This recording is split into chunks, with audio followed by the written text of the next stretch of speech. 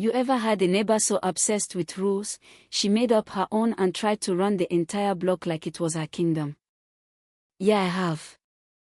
Her name was Karen. No, really, and she screamed so loud one afternoon, I thought the flamingos on my pool float were about to file a noise complaint. You can't let that beast in the water, she shrieked, pointing at Tank, my 12-year-old German shepherd, who was chest deep in the shallow end, happily munching on a watermelon slice like it was his job. My fenced-in, completely private pool, and she acted like it was the town square. I sipped my iced tea, halfway wondering if she was serious or just dehydrated.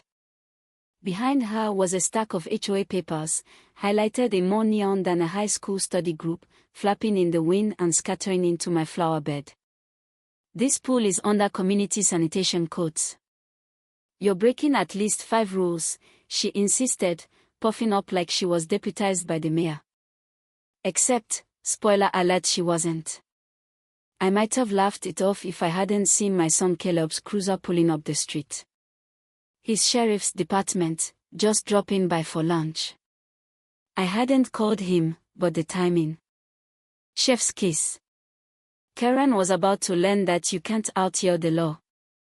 See, Karen had moved back into the neighborhood a few weeks earlier after a year-long hiatus. Everyone hoped maybe she'd mellowed out, maybe a year away had knocked the HOA crown off her head. But the moment the moving truck pulled out, she was back like a raccoon at a trash bin. First came the flyers laminated, naturally about acceptable grass length. Then she harassed the mailman for delivering too loudly. By week 2, I found an anonymous note under my door claiming my pool umbrella violated shade uniformity. Shade uniformity. That's when I knew she was back in peak form. Except this time, she didn't hold any actual power. Her HOA position had been dissolved during her absence, and due to a boundary draw, my property was officially exempt from HOA jurisdiction. Didn't matter. In her mind, she still ruled the cul-de-sac. Especially my pool. Everything boiled over the day she saw Tank swimming laps. She stomped over, waving her hand-drawn HOA badge and declaring, effective immediately, this pool is closed pending board review. I blinked. Karen, there's no board.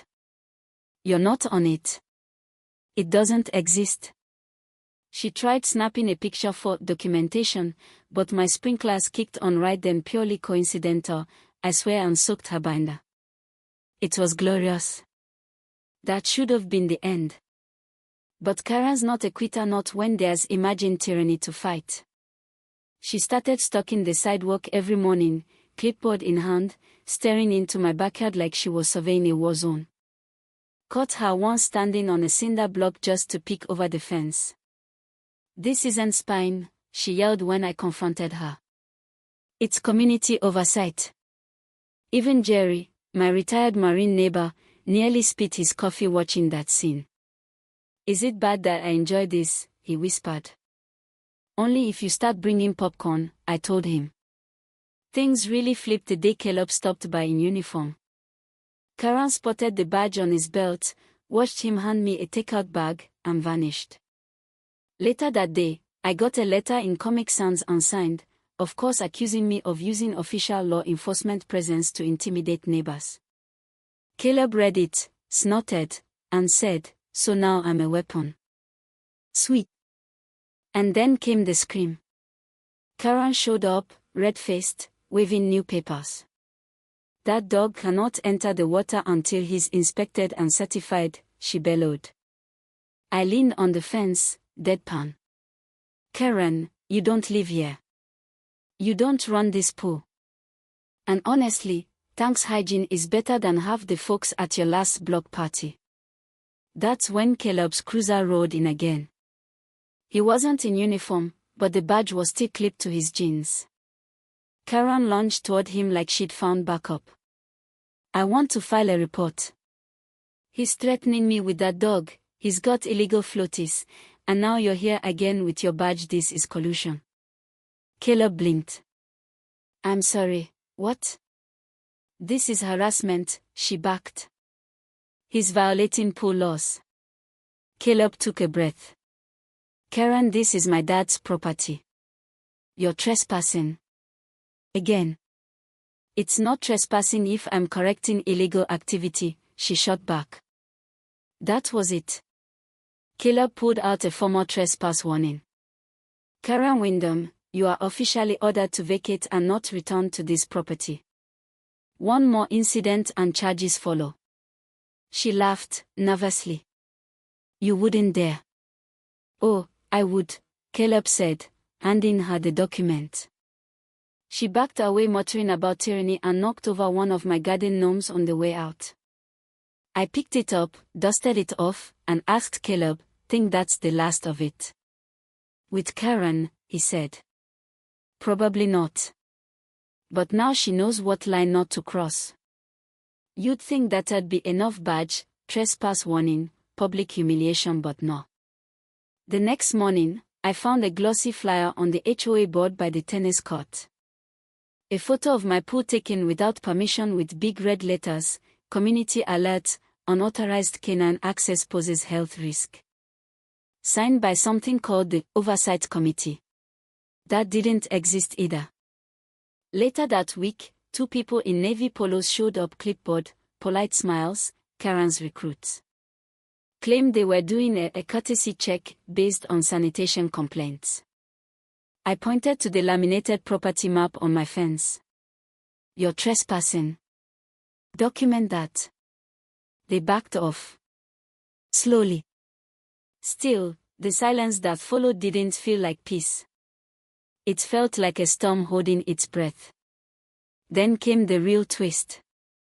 Early Saturday, a county inspector knocked. Anonymous complaint. Wanted to check for unregulated animal presence. I let him in. Tank offered his favorite slobbery tennis ball. The guy laughed.